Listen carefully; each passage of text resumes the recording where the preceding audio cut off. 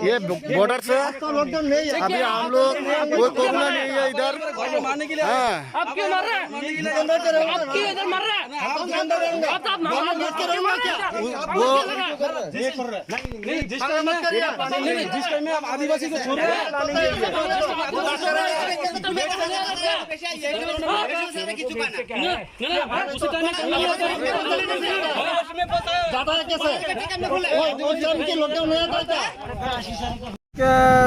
সকাল 10টা নাগাদ আমি স্কুল মাঠে আইসি পরে ওই স্কুলের পিছনে শামিন মিয়ার নামে একজন দোকানদার আছে।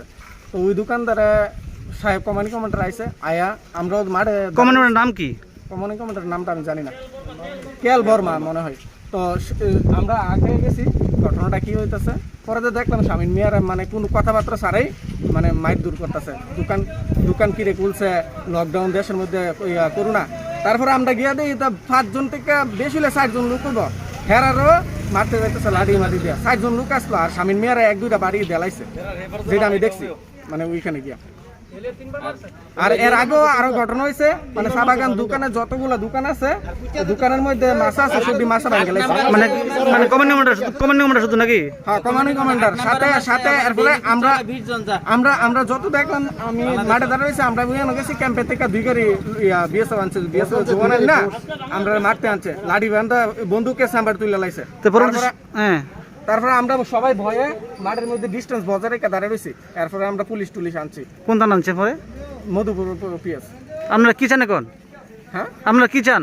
আমরা চাই এই যে কমানি কমান্ডার আমরা অত্যাচার যাতে না করে, আর খুব শীঘ্রই এখান থেকে বদলি মানে দরখাস্ত করতে। কাজে থেকে আইলে মাইকেল করে পরে আপনি রাস্তাঘাটে পাইলে মোবাইল লিয়ে থাকা, ইন্ডিয়ার মোবাইল নিয়ে সিম ব্যাংকে পেটা মোবাইল লিয়ে থাকা, পরে ওই মেম্বার টেম্বার দিয়া এই এখন লাগে। পরে ওই একটা মাছ ছিল দোকানে, মামার মাছাটা ভেঙে লেছে সবসময় এমন করে দিয়েছে সবসময়। এরপরে বাড়িতে এসে গাড়ির নাম্বার লয়ে যা, বাড়ির দিকে সেরা।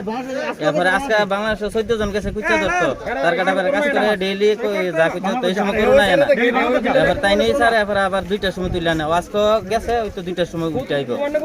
শুধু কমান্ডার গেট খুলে নিজে খুললে দেয়, আবার নিজে তুললে আনে। তারা কি আদিবাসী? এরা আদিবাসী, অনেক দূরে যা আপনার। এরা ইয়ে অব্দি যা প্রায় 20 ফারিয়া যা। আজকে কি হয়েছে? আজকে দোকান খরচ লেগে গেছে, 4 জন আসছিল দোকানও। যাওয়ার পরে তাইনারা কইতাছে দোকান খুলছে কিরে, কই এসে ডাংটা লই আন্দা গুন্দা বাড়ি আরম্ভ করছে। মামলা করছে তার বিরুদ্ধে? মামলা তো পুলিশ টুলিশ আইছে, মধুপুর পিএস আইছে। কার মারছে? কার আছে লোকটা যারা মারছে তার নাম কি? শামিন মিয়া। বাড়ি কোনে তার? তাইনে বাড়ি হইছে মিয়াপাড়া স্কুলের লগে।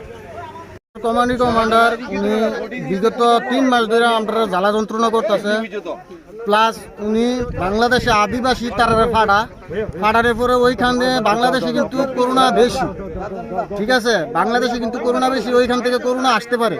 তারপরে আমরা 2-4 জন দোকানে বসে যদি চা খাই বা যেটাই করি করলে উনি আইসা গাড়ির থেকে নাইমা সবাইরে মারধর করে, এই সেই করে। আমরা বহুত কষ্টে আছি, আমরা সরকারের দৃষ্টি আকর্ষণ করছি, আমরা কিছু বাঁচান। আমরা আজকে কি হয়েছে ঘটনা? আজকে উনি আসছে ওই দিকের থেকে, রাধানগর থেকে আয়া দোকানের সামনে নামছে, গাড়ির থেকে নামার পরে উনি দোকানদারের প্রথমে একটা বাড়ি দিছে।